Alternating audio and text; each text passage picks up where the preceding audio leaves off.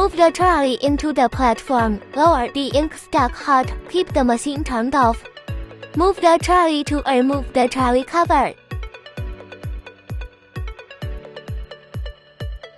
Remove the ink bag pressure plate.